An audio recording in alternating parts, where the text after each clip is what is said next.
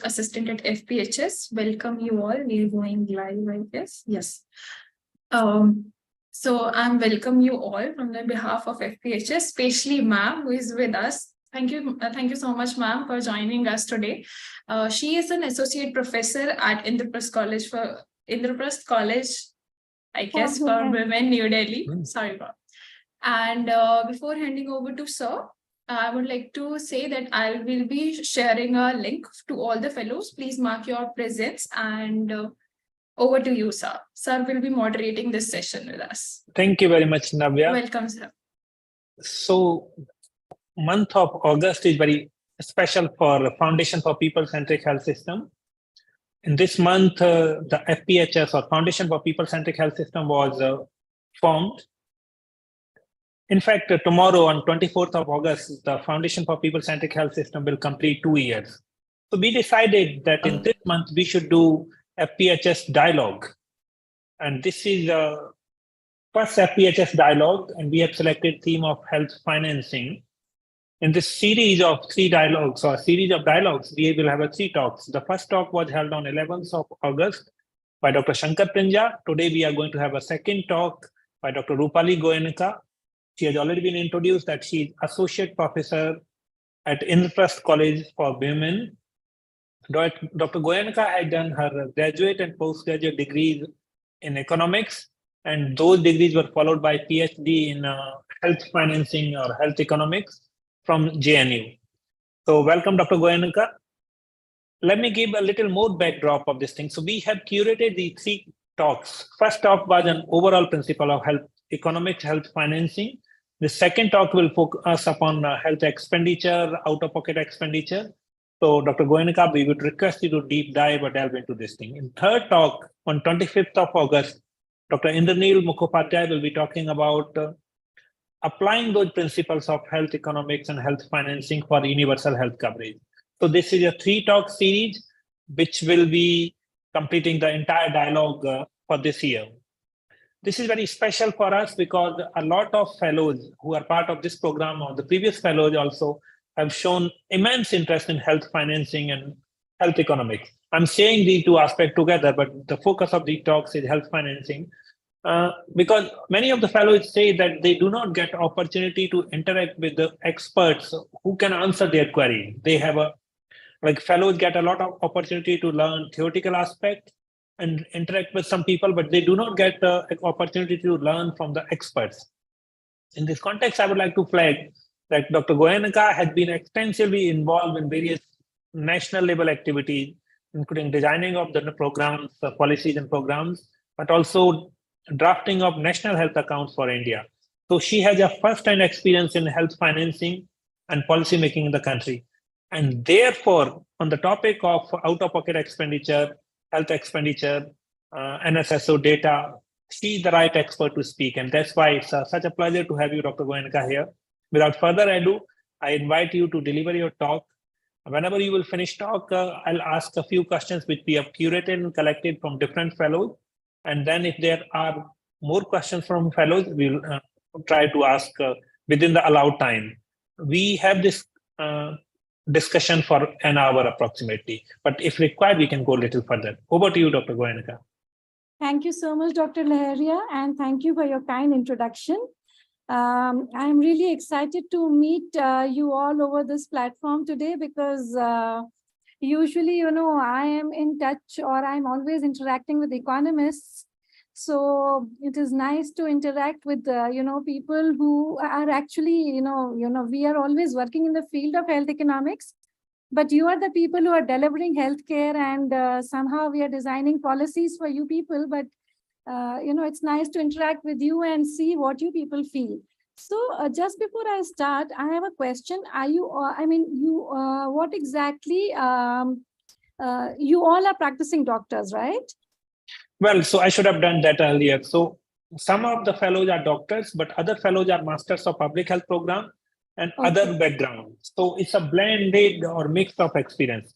We also have some of the international fellows. So there are around 20 fellows from India, but we have 8 fellows from different parts, such as Africa and other continents. So this is a blended group of medical doctors, public health practitioners, and some of them are trained in health economics also. Oh, that's Thank you. interesting. And you have a very, varied people with diverse backgrounds and diverse interests. So it's, let me start straight away and let me share my screen for this purpose. So,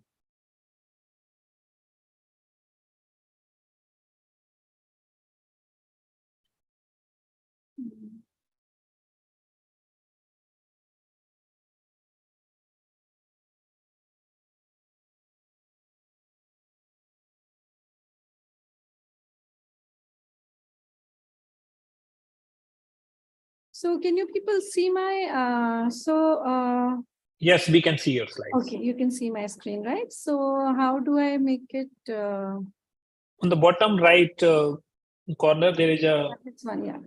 yeah. This Zoom tab is not going away. So No, toward the bottom right corner. Yeah, they're like, no, not there.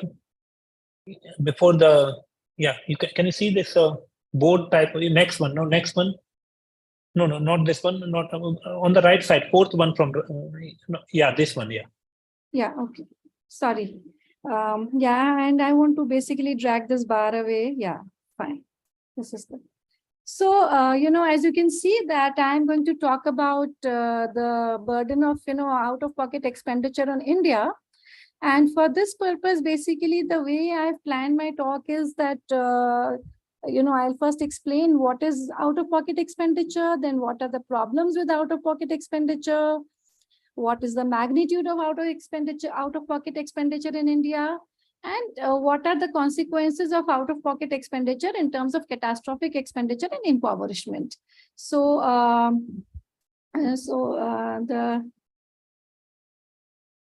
now, basically, you see that when people are purchasing healthcare, how can they purchase healthcare?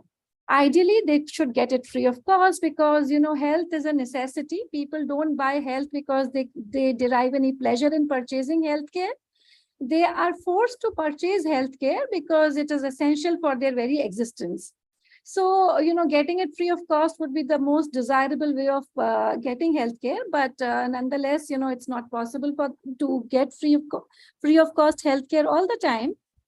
So the other options by which people can purchase healthcare is either through insurance, through a prepaid mechanism. So what insurance does is it allows you to pay for it in advance, and you just get it when you need it. The more common or most preponderant method of getting healthcare, at least in our country, is when we just go and pay for it when we go and use it. So whenever I go to a hospital or whenever I visit a doctor, what I do is I pay the fee that they are charging, and I just, pay my fee and receive consultation or receive treatment from those medical offices. Now, this payment for healthcare by the user at the point of service utilization through his own resources. Now, through his own resources is important because basically, he has to have his own financial resources in order to pay for this healthcare, and this therefore is known as out-of-pocket expenditure.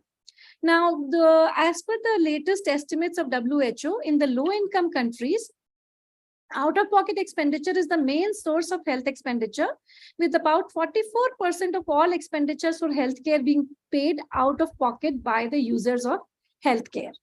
Now, why is this out-of-pocket expenditure so undesirable? Why is it not considered as a good way of purchasing for healthcare?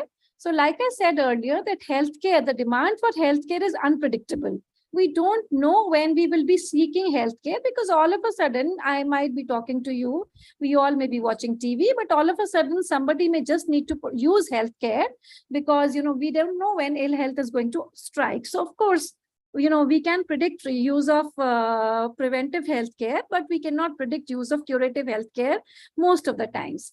Second thing is that, it is not only unpredictable, its purchase or its use cannot be postponed. If I need healthcare now, I need it now. It is not possible that I'll go to the bank, like in case of maybe purchasing a house or, paying for education, that, I could go to the bank tomorrow. I could look for people who could finance my purchase. I just need to pay. I just need to consume healthcare now, and therefore it cannot be postponed.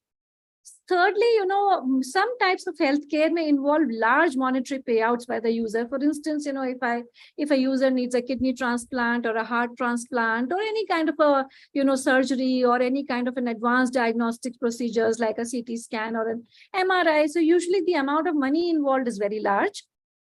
And all of these things do not depend upon the capacity to pay of the user. If a user, a person wants to purchase a car or a person wants to purchase a house, the size of the car, the price of the car, the size of the house, the price of the house, all these things will be, dependent upon the capacity to pay of the user. If a person can afford to buy a bigger car, he will go for a bigger car. If a person can not afford to buy a bigger car, he will go for a smaller car. However, in the case of healthcare, whether a person needs an advanced diagnostics, or whether a person needs an advanced medical intervention, or whether a person needs, a simpler intervention, these do not depend upon the capacity to pay. They depend upon his physical, medical health situation, and therefore, the capacity to pay need not determine his requirement or need for healthcare. As a result of all of these, if a person has to pay out of pocket at the point of utilization any healthcare that he's supposed to use, it becomes inequitable because it is not necessary that only rich people will fall ill. Poor people fall ill as well. And therefore, it becomes difficult for them to make use of this healthcare. Also, in economics, there is something called inefficient. Inefficiency, in terms of in economic point of view, inefficiency means that while there may be some people who have a large capacity to pay, but fortunately, they may not need to spend that money for healthcare. However, there may be some people who have, low capacity to pay, and so the distribution of the healthcare payments is not, is not according to the capacity to pay, and therefore that makes it inefficient. So, as a result, OOP poses a financial barrier to the use of healthcare. Because people in, need for OOP, it is like a, financial constraint upon the people. People in need of healthcare may forego its utilization because they may not have enough financial resources to buy that healthcare or utilize that healthcare. As a result, it is possible that there is unmet needs that people may have. For instance, there may be people who may be in requirement of some complex surgery, but they just decide not to go in for a surgery because they cannot afford to pay for that surgery. Also, there may be underutilization of healthcare. So in our country, for example, as we see that curative healthcare is the most prominent form of healthcare that we use, and preventive healthcare, routine health checkups, regular screening of people's health conditions.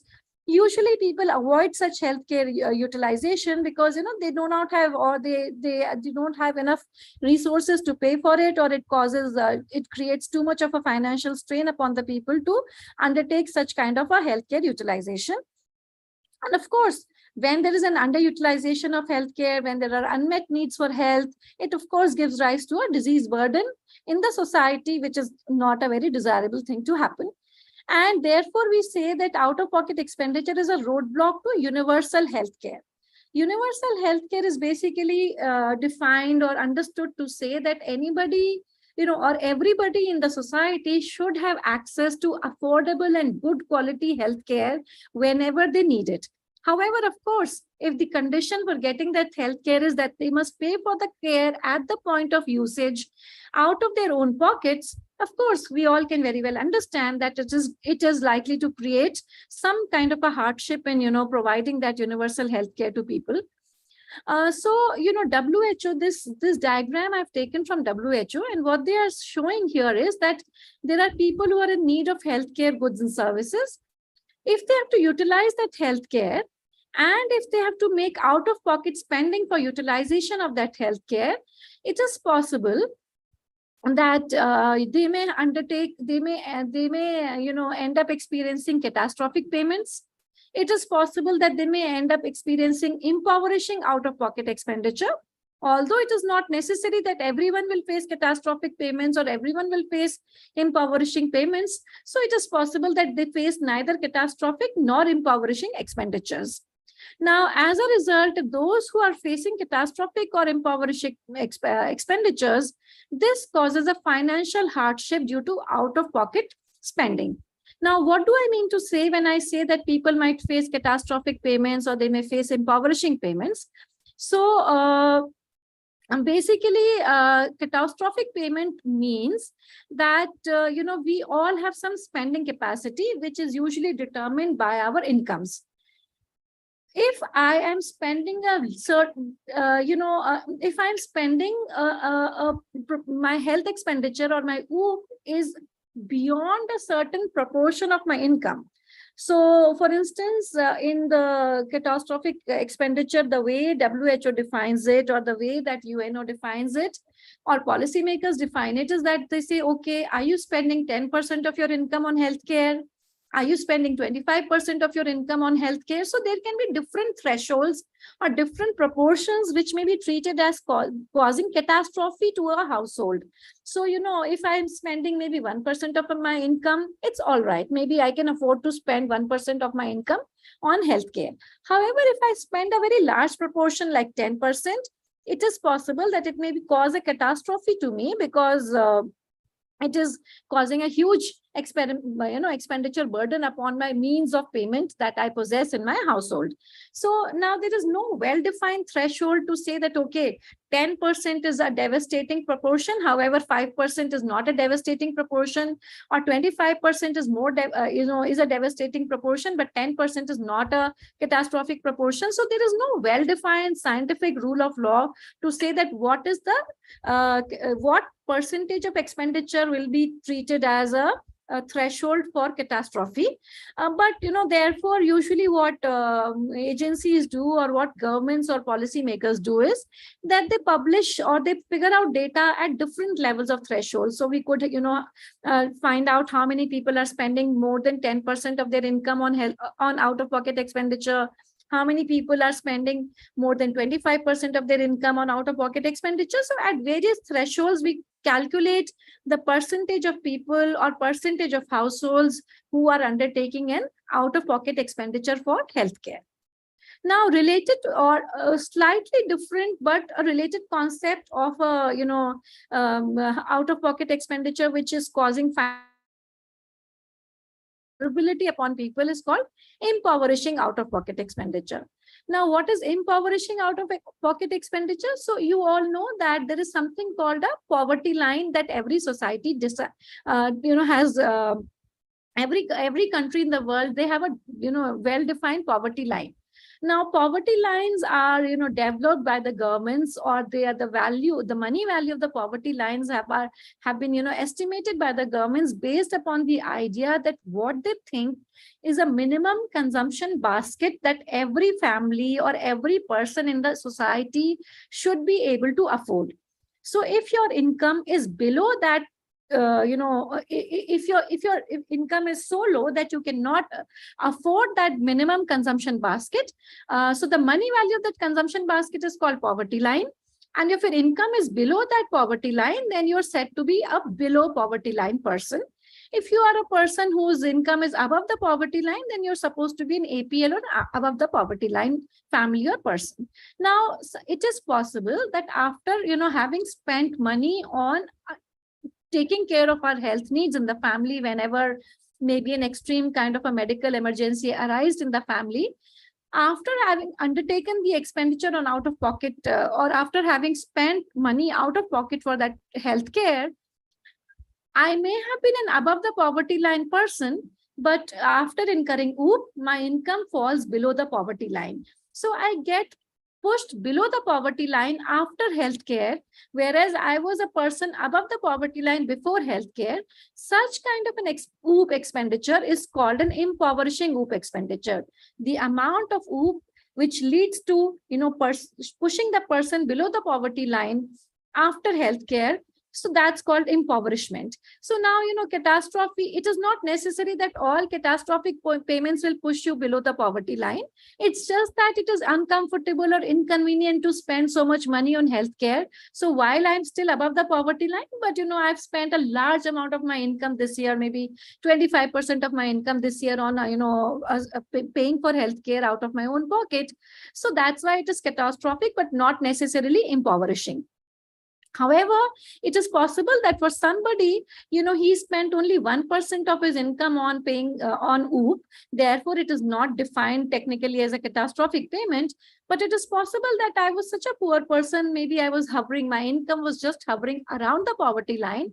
And even by incurring 1% of my income as OOP, my income got pushed below the poverty line, and I began to be classified as a below the poverty line person. Such a person, while not being a catastrophic payer of OOP, becomes an impoverishing payer of OOP.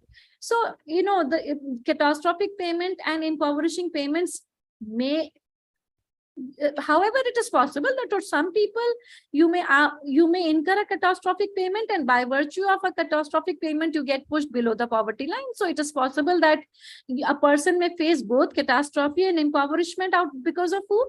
It is possible a person may face only one of the two kinds of hardships after incurring OOP, and therefore, they are related or similar, but not exactly the same ways of looking at the financial hardship which arises because of OOP expenditure. So that's how we say that, these are the kind. So as I said that, so when the OOP pushes households into financial distress, and it may cause impoverishment or therefore push them below the poverty line. OOP may cause catastrophic expenditure. So the percentage of income spent on the OOP is such a large proportion that it is a catastrophe for the family. Why is it a catastrophe for a family? Because it is possible that they may not be able to undertake, while they somehow manage to spare money out of their budgets or out of their incomes to pay for this healthcare which was needed in the family. It is possible that they have to divert their expenditure from other activities. It is possible that they stop the education of the children in the family. It is possible that they, stop perhaps consuming a greater amount of food for people who were healthy in the family. So therefore, it's causing some kind of an income shock or some kind of a financial burden on the family, and therefore it's a catastrophe. A third kind of a financial hardship, which may still fall upon people, is called immiserization. Now, immiserization means that, typically impoverishment means I'm counting the number of people who were APL before OOP and who became BPL after OOP. What about the people who were already below the poverty line before undertaking OOP? And now somehow, because somebody in the family became ill, they still again need to take, pay for, they incur OOP to, purchase healthcare for the sick person, whereas they're already below the poverty line. So they would not get captured in the data on impoverishment. Of course, somebody can ask me, well, if they don't have enough money, they're already poor people, how will they pay for OOP? So it is possible that they may have borrowed money from someone else to be repaid at a later date, or somehow they may have begged, borrowed, or whatever, to undertake that healthcare expenditure. So such kind of a financial hardship is called immiserization. So earlier, catastrophic expenditure and impoverishment were getting criticized on account of the fact that what about the people who are already below the poverty line and you're not capturing their financial distress? So nowadays, now the people have also started, calculating the extent of immiserization, or what about the people who got hit because of OOP while they were already below the poverty line. So that's that's another dimension which is is coming into use these days. Globally speaking, in 2017, WHO brought out data which said that 996 million people in the world were facing catastrophic health expenditure at a 10% level of threshold. And 70 million people got pushed into extreme poverty, meaning that, extreme poverty is usually defined as a poverty line of $1 PPP per day, or a $2 PPP poverty line per day. So 70 million people got pushed below that poverty line because of OOP in the world. And 435 million people got further pushed into extreme poverty, meaning these are the people who were already poor and they became even more poor, or these were the people who were below the poverty line and they became more poor, after having somehow managed to incur OOP. So therefore, OOP is said to be a very undesirable format for paying for healthcare. Now, as I said earlier also, that use of OOP by households has multidimensional adverse consequences. It leads to a reduction in resources available for other items like education, housing. It may push, and many times households may not have enough ready money available to be paid for, incurring healthcare expenditure. So it is possible that they borrow money from friends or money lenders or relatives. So it pushes them into indebtedness. It is possible that people, may sell their land or any other precious assets like cattle, etc., which they possess in order to pay for the out-of-pocket expenditure which they have to spend on seeking healthcare. So, therefore, out-of-pocket expenditure is considered as a very, very inequitable and very inefficient and very undesirable form of paying for healthcare. And however, and that is why the Sustainable Development Goals of UNO, for which the deadline is 2030, they have the goal 3, which says to ensure healthy lives and promote well-being. They have a goal on financial protection. So the target 3.8 says that the target is to achieve universal health coverage, including financial risk protection. Now, how do you measure financial risk protection? So the indicator for measuring financial risk protection that they have is the catastrophic expenditure. That is the proportion of population with large household expenditure on health as a share of total household expenditure on income. So what we were defining is catastrophic expenditure. So the catastrophic expenditure at 10% and 25% thresholds is being used as an indicator of financial protection to see that is there any, are we able to eliminate anybody who is undertaking catastrophic expenditure, or are we, if not able to eliminate, are we able to reduce the percentage of people in the society who are incurring catastrophic expenditure on health? So that's where the SDGs come in. Now, according to the WHO, the global burden of catastrophic expenditure in the world in 2017, that what they estimated was that the proportion of population with OOP exceeding 10% of their household budget, it grew from 9.4% in 2000 to 13.2% in 2017. So despite so much advocacy, despite so much, attention by the policymakers and planners, for various reasons, the catastrophic expenditure has been growing rather than decreasing, and therefore it needs a special attention. Now, let's come to the, what is the situation in India? What is OOP like in India? And what are the, estimates or dimensions of CATA and impoverishment in India? So according to the National Health Accounts of India for 2019-20, the total households expenditure on OOP was estimated at like approximately 3 lakh crore rupees, which was about 47% of the total health expenditure in the country, and which was about 1.5% of the GDP of the country. As I told you in the beginning, that another way to pay for healthcare would have been by way of health insurance. The expenditure on private health insurance in the country is only 45,000 crores. So you can see the differential. This is 3 lakh crore rupees, which is going as by way of OOP, whereas only 45,000 crore rupees is being spent for healthcare through private health insurance. Now, if you're interested, I could tell you how is insurance better than OOP. Now, in insurance, if many of you might have had, personal experiences of purchasing health insurance policies. So the advantage of health insurance policies is that we pay a fixed amount of money on a regular basis, maybe a monthly premium or an annual premium. So, whenever we are in a position, so we know that this is a regular expenditure that we have to incur. And this expenditure that we are incurring is, of course, much, much smaller compared to the amount of expenditure which may actually be needed for undertaking any kind of a healthcare treatment, right? So therefore, this is a predictable and a much smaller amount of money that we spend on a regular basis, And this may enable us, now depending upon the design of the health insurance policy, depending upon the kind of schemes that we have purchased, this may enable us to undertake cashless healthcare in the time of need. So, let us say that every year I've been paying 1,000 rupees, as insurance premium. So for my policy, I started my policy, let's say 10 years ago. So for the last 10 years, I've been paying 1,000 rupees per annum. And now today here, I'm standing in the 11th year and somebody needs, let's say a cardiac surgery, or somebody perhaps needs a kidney transplant, the cost of which may be perhaps 3 lakh rupees or 10 lakh rupees. So now here, I may be entitled to a cashless healthcare treatment. And therefore, of course, it does not, apart from the medical distress, social, emotional, physical distress, which may I be feeling, at least, the financial distress I've been able to eliminate by purchasing health insurance policies. And therefore, health insurance is definitely a better mode of paying for healthcare compared to out-of-pocket expenditure on healthcare.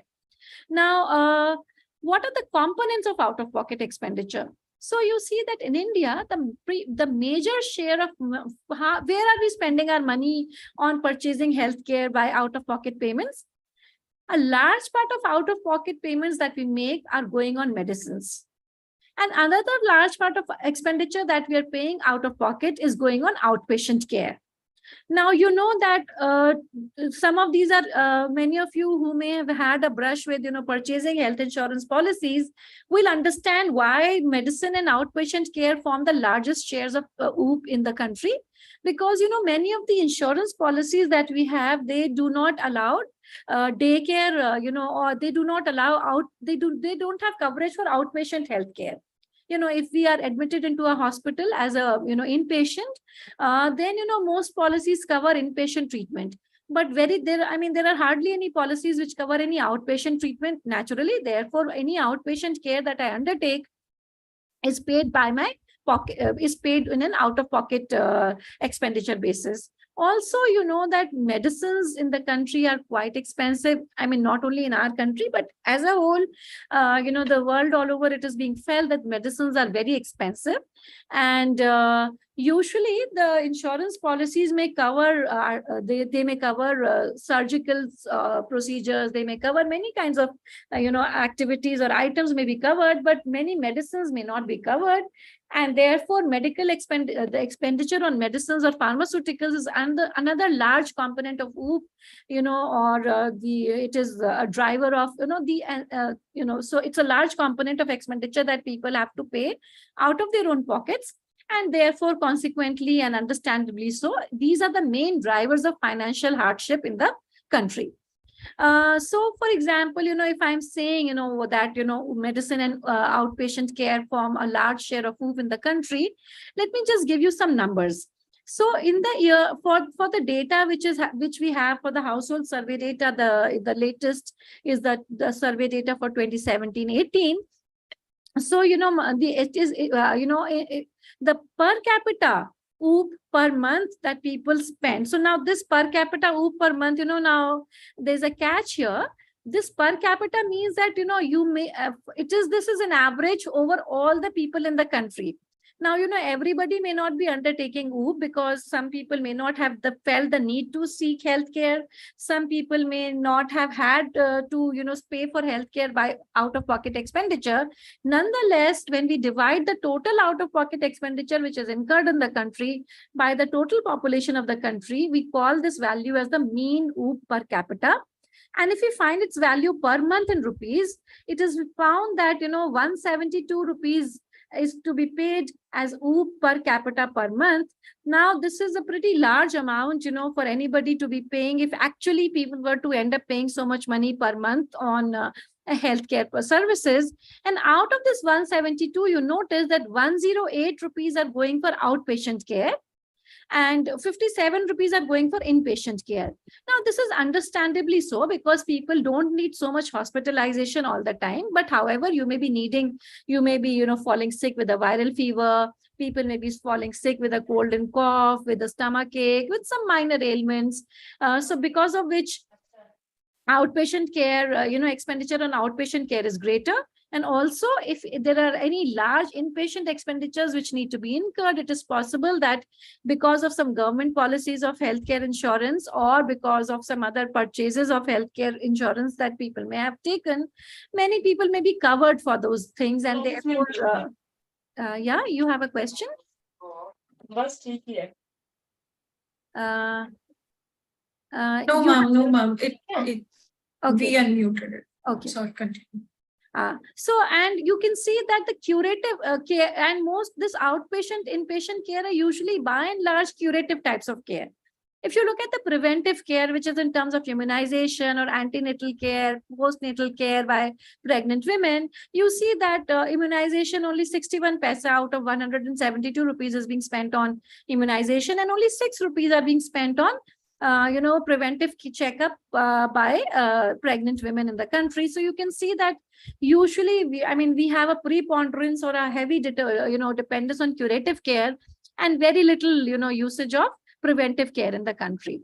And you see that if you want to see the differentials between rural and urban areas, in the urban area, the out-of-pocket expenditure is 239 rupees, whereas in the rural areas, it's only 145 rupees. Now, what does it mean? Does it mean that the people in rural areas are better off because their OOP is only 145, whereas the people in the urban areas are worse off because their OOP is approximately 240 rupees? Not really so. It is all, OOP after all indicates the money that we spent on seeking healthcare or the money that we spent on utilizing healthcare. Now, when OOP is low, OOP could be low for two reasons. It is possible that OOP is low because I was covered for my healthcare services and therefore I did not have to spend money out of my own pocket. Another quite obvious reason why OOP may be low is that I simply did not go and use healthcare. It is either I did not fall sick, which is not a very likely, scenario. It is possible that I fell sick, but I did not go to the doctor to seek healthcare. I perhaps experimented with some home remedies. I perhaps experimented with some, maybe some traditional remedies, or I went to I went to a traditional healer, and therefore the money that I had to spend as OOP for seeking healthcare happens to be low. So in India, we do not expect, given the design of healthcare insurance policies, given the kind of healthcare service coverage that we have, it is not expected that the rural people are better covered by other modes of paying for healthcare utilization. What is the more obvious reason for a low OOP in the rural area is that simply people are having an underutilization of healthcare, or people are having unmet needs for healthcare, and therefore the OOP in the rural area happens to be lower than the OOP in the urban area. Now, if in contrast to the OOP per capita, which I explained to you was basically total OOP divided by total people. If I look at OOP per episode, now, OOP per episode means that the person who is actually in need of healthcare, whenever he has an episode of illness and he goes and visits the healthcare facility and goes and seeks healthcare. So what we see is that per episode, the inpatient OOP was 16,000 rupees. So, if somebody fell sick and they needed to visit the hospital, on an average, they ended up spending 16,000 rupees or maybe 16,500 rupees for seeking healthcare as an inpatient. As an outpatient, when they visited a health facility, for whatever reason, they ended up spending approximately 700 rupees per episode for that care.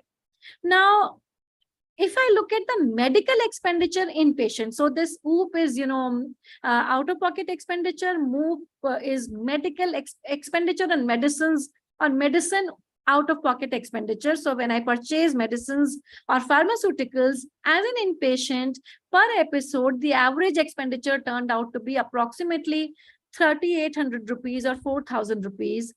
And for outpatient care, expenditure on pharmaceuticals turned out to be on an average as 418 rupees per episode. So out of the 16,000 rupees that people spent on total inpatient care in an episode, approximately 4,000 was being spent on medicines, And similarly, out of the average 681 rupees or approximately 700 rupees that people spend for seeking outpatient care, approximately 400 rupees were being spent as expenditure on medicines. And now so the total medical expenditure on medicines to the total expenditure on OOP is approximately, the mean value is estimated to be around 49% in the year 17-18. And out of the total expenditure on medicines, 83% of expenditure on medicines was incurred as an outpatient care, and 17% of expenditure on medicines was incurred as an expenditure for seeking inpatient care.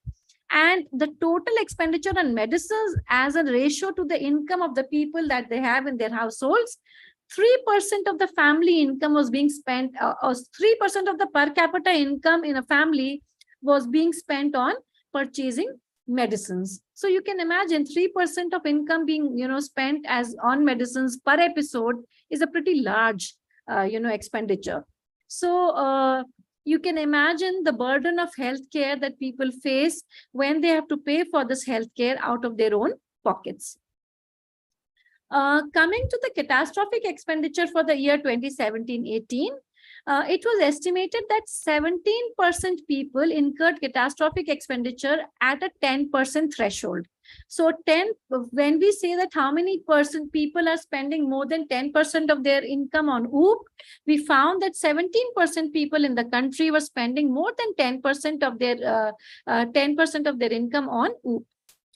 If we look at the differentials between urban areas and rural areas, the difference is not much. In urban areas, it was 17.6% was the catastrophic percentage of people incurring catastrophic expenditure, and rural areas, it was 17.4%.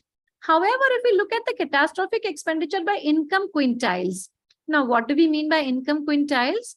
So if we have a population in the society and we say, okay, who are the 20% richest people in the country, that's the richest quintile. Who are the 20% poorest people in the country? That's the poorest quintile. So the 20% lowest, people with the 20% people with lowest income are called the poorest quintile. Next 20% becomes the second quintile. Next 20% becomes the third quintile. Next 20% becomes the fourth quintile, and the last 20% is the richest quintile. So you can imagine that, the poorest and the second quintile are usually the people who are the poorer end of the income spectrum.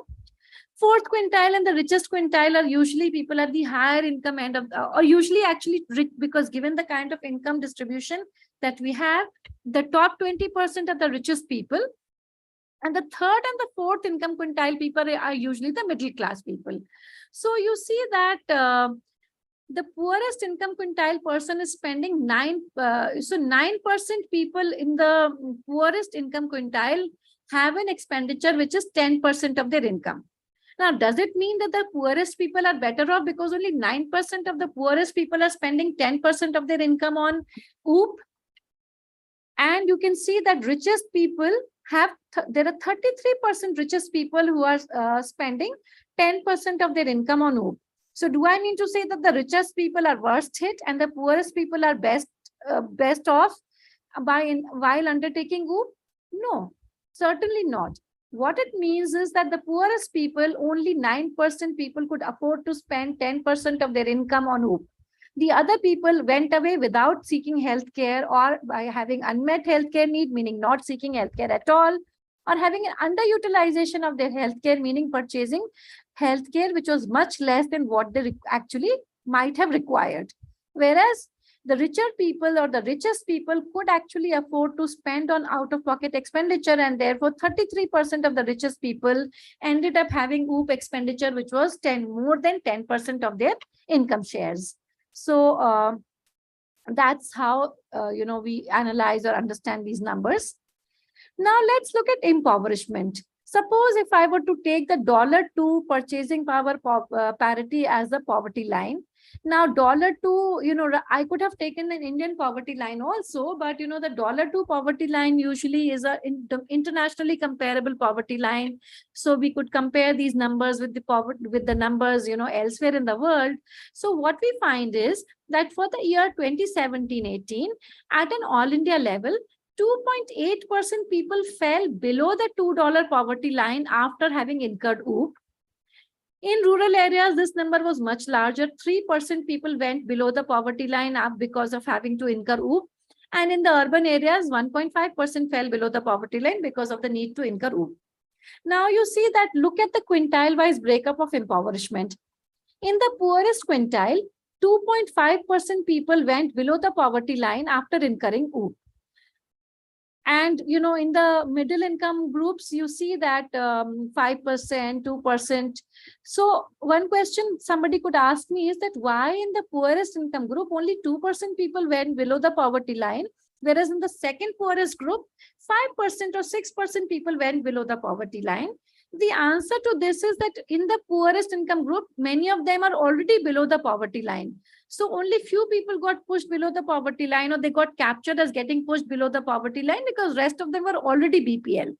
Whereas in the second quintile, it is likely that most of the people were above the poverty line before OOP, and after OOP, 5% people got pushed below the poverty line. So this is actually a more realistic indicator of how many people are getting pushed below the poverty line because of the need to incur OOP. And of course, understandably, in the richest quintile, only 0.9% people. But even then, it's not zero, mind you. The figure is not zero. Still, there are some people who are getting pushed below the poverty line after having the need to incur OOP on healthcare expenditure, or after seeking healthcare by paying for it out of their own pockets. Now, so as I told you, the caveat here is that low OOP need not always be does not always mean a good financial protection. It simply may indicate low utilization, high levels of unmet needs, or high levels of underutilization of healthcare. So, I mean, this is a bird's eye view of, how financing by out of pocket expenditure occurs, and how it has a financial, how it causes financial hardships, or how it causes financial vulnerability upon the people, and for which the SDGs have been now defined to protect people from financial risk, or to have financial risk protection, or protection from financial hardships. What is the way ahead? How can we protect people from financial hardships? How can we, reduce out-of-pocket expenditures? One simple way is have increase in public spending, meaning people could go to public facilities and seek healthcare free of cost. Prime Minister Ayushman Bharat Yojana is a new policy that we have seen recently after the National Health Policy of 2017, which came in. So, they are giving coverage to poor families of 5 lakh rupees, per annum, etc. Another way could be private health insurance. So we could develop a health insurance market, which is a very fertile area, totally underdeveloped in the country as of now. Another experiment which has already been going on in the country, but not on a very large scale, is community-based health insurance. So, what you do is you have small communities in the local areas where you mandate that everybody in the community should purchase compulsory health insurance.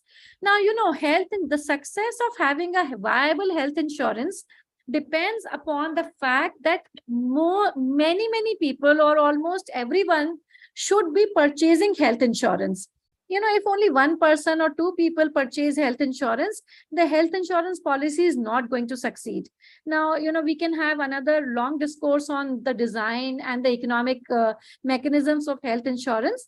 But in a nutshell, I can tell you that health insurance means that we are pooling risk and we are pooling payments. A health insurance is only good or more useful or more effective when there are many more people who come together to form that pool of payments, and to come together to form that pool of risks. Therefore, community-based health insurance have been experimented. Why? Because while legislatively speaking, we cannot mandate that everybody should purchase health insurance compulsorily, and therefore through compulsory health insurance mandates, we are unable to increase the pool of health insurance. But in a local community, small self-help groups, what they can do is they can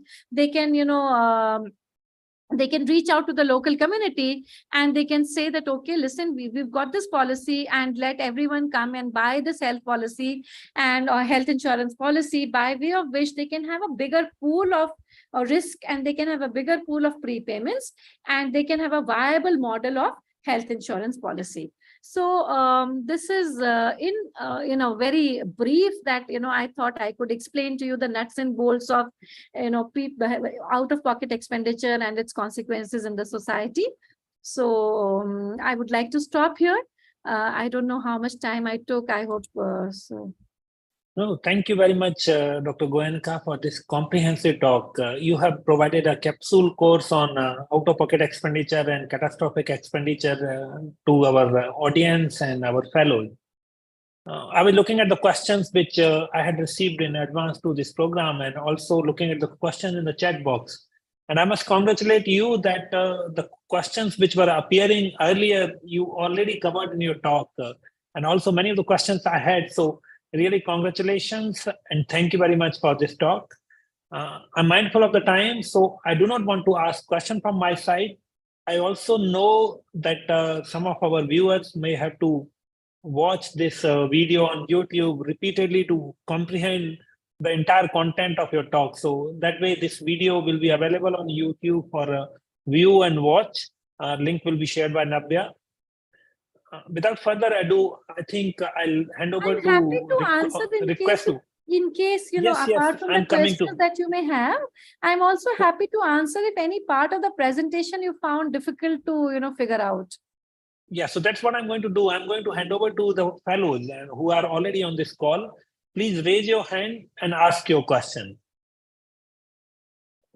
Rupashri had a couple of questions. So Rupashri, you want to ask question by switching on your mic? There are a few questions in the chat box we can take. Okay. Thank you so much. Can I go ahead with my questions? Am I audible? Yes, please.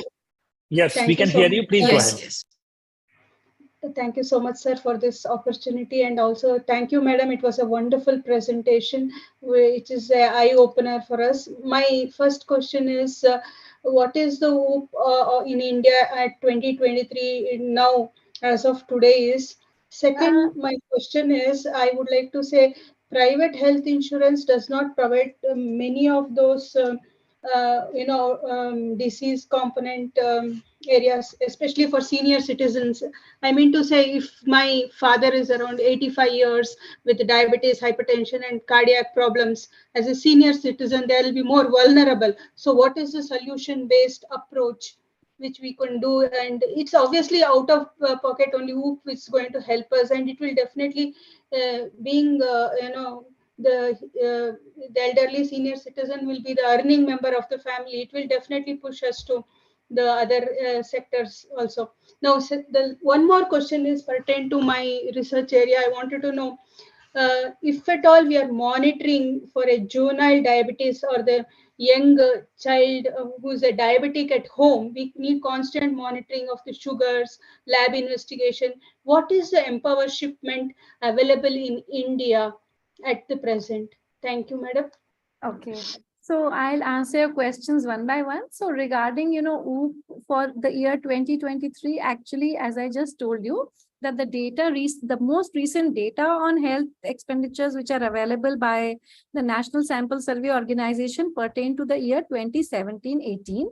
So in case you're interested in finding out the figure for 2023, all that we can do is we can simply index it by the, price index and just upgrade or, update the figures for 2017-18. Any fresh estimates for 2023 are not available as of now. We are hoping that new data will come out soon, and then perhaps we'll be able to do the estimations. Regarding the fact that private health insurance is not available for senior citizens, this is exactly the point I was making, that, what happens is that an insurance company will go bust, or it will not succeed as a business model if only people with pre-existing diseases go and purchase health insurance. Because, the idea how a health insurance policy works is that, let's say there are 100 people in the society, And, everyone does not have the same factors of falling sick or same risk factors towards illness. But, everybody so all those, let's say all the 100 people purchase the health insurance. So when everyone purchases health insurance, everybody is paying a premium. Let's say the premium is 100 rupees. So what happens is that the insurance policy collects 100 rupees into 100 people, which is equal to 10,000 rupees as as their pool of money. Now, out of these 100 people, only, everybody is not likely to fall sick. Not everybody is likely to seek money for healthcare. Let's say that 1% or 0.5% or maybe 0.25% people fall sick. So maybe 10 people or 4 people or 5 people are coming and asking the insurance policy for a reimbursement for any healthcare that they may have purchased. Now, so therefore, the 10,000 rupees are good enough to compensate for these 5 people, 10 people who come and seek reimbursement for their healthcare utilization. However, if only the sick people were to buy health policies, so let's say there are 100 people, all of them are pre-existing, medical. They all have pre-existing medical conditions.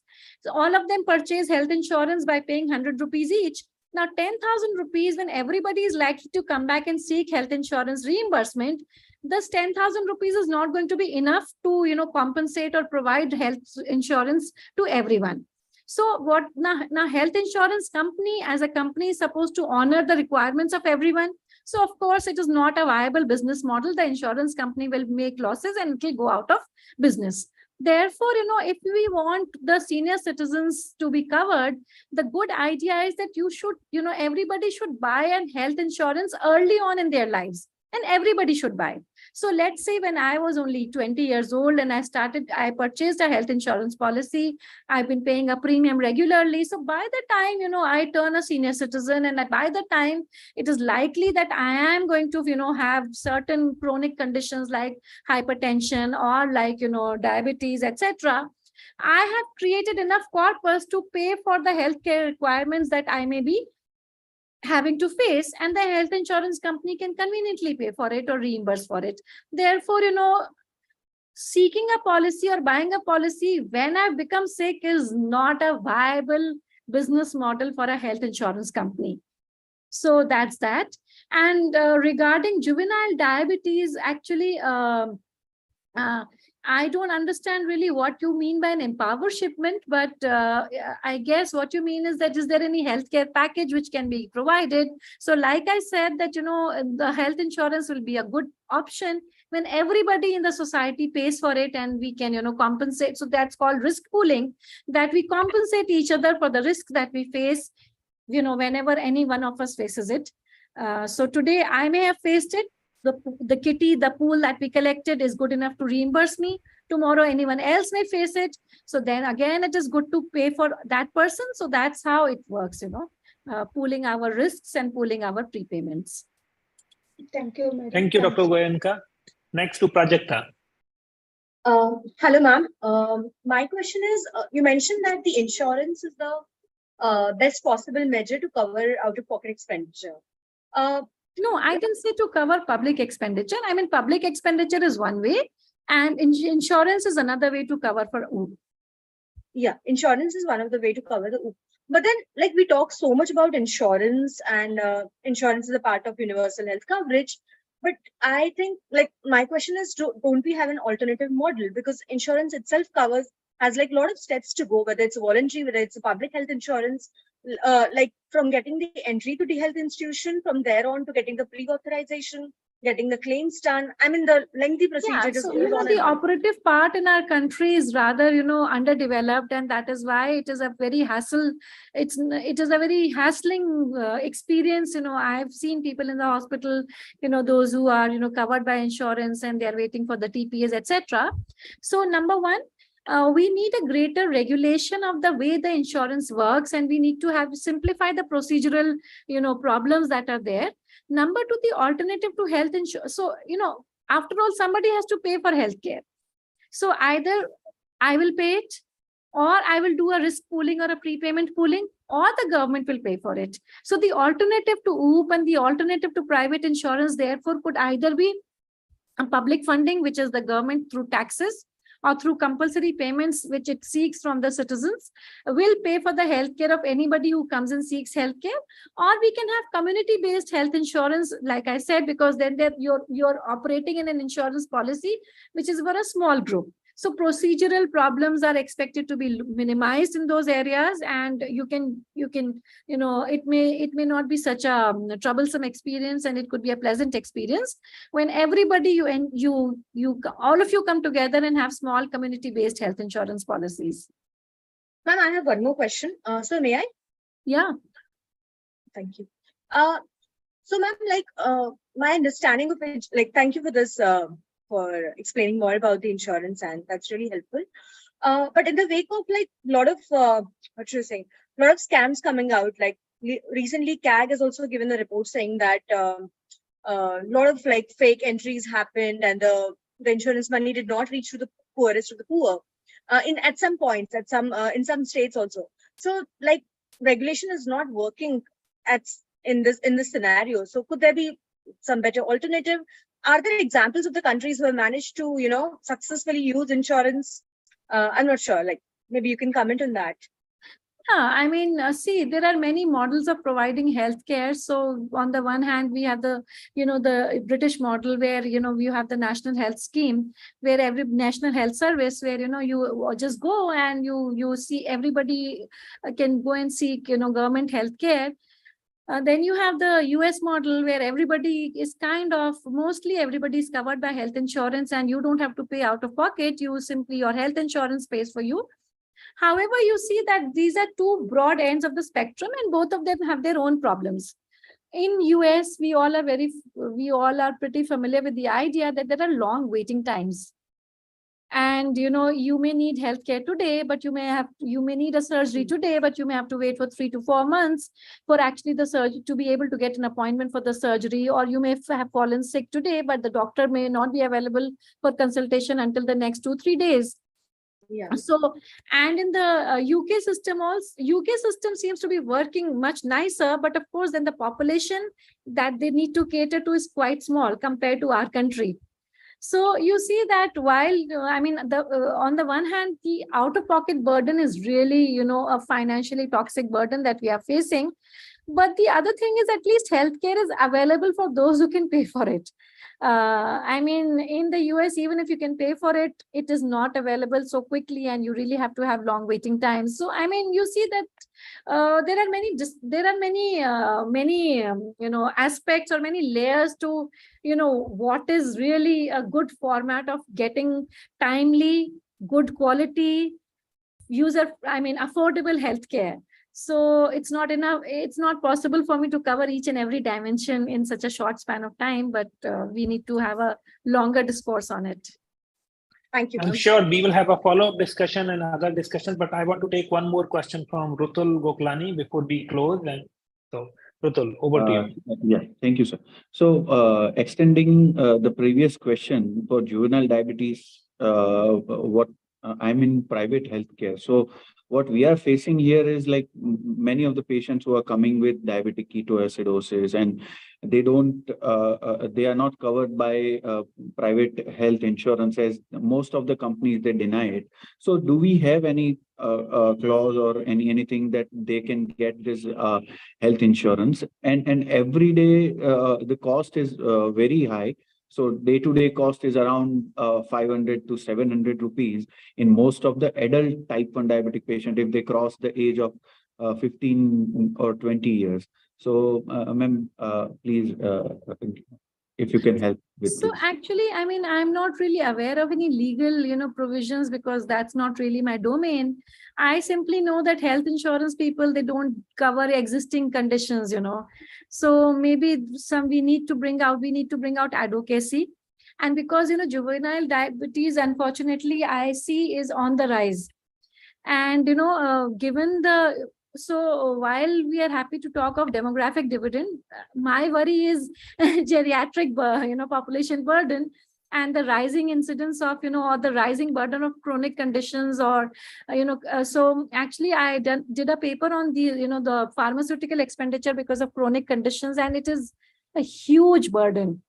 and which is not covered anywhere. Like I said, that medicine, pharmaceutical expenditure is usually not covered by any schemes, and that is actually costing a huge burden to the people who have to purchase medicines and consume medicines on a daily basis. So I think this is where advocacy is really needed, and your foundation can actually do a you have a good fertile area where actually you should do something about it. Thank you very much. I think this is the role of the fellows. We expect the fellows who are going to learn these aspects. We hope that they will amplify the message about health financing, out-of-pocket expenditure, catastrophic expenditure, which would in turn result in a better policy formulation. So, Dr. Goenka, thank you very much for your talk. I know there are more questions, but I'm mindful of the time. Maybe we will address these questions one-to-one, or maybe in time ahead, we will organize a joint webinar with all three speakers from this dialogue together to take follow-up questions and dialogue. So this is not the end of the dialogue. This is not the end of this session. The conversation can continue. So thank you very much, Dr. Goenka. Over to Navya for the final part. Thank you, sir. Thank you, ma'am, for giving us time. It was my pleasure to interact with you people, and I hope that you people benefited by listening to whatever I had to say. And Yes, I'll ma'am. definitely be happy to keep in touch with you people, either on one-on-one or as collectively. And we can certainly keep the dialogue open and continue the dialogue, as Dr. Laheria said. Yes, ma'am. Sure, ma'am. So for the screenshot, I want to request everyone to please switch on their camera. I just want to take a screenshot. It will be like 2 minutes. Yes, thank you so much.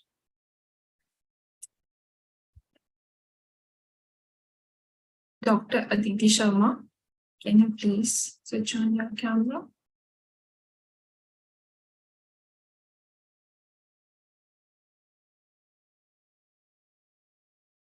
Thank you, everyone. All Thank right. you, ma'am. Thank you very much. Bye-bye. My pleasure. So take care, everyone. Thank you. Thanks. Bye. Thank you.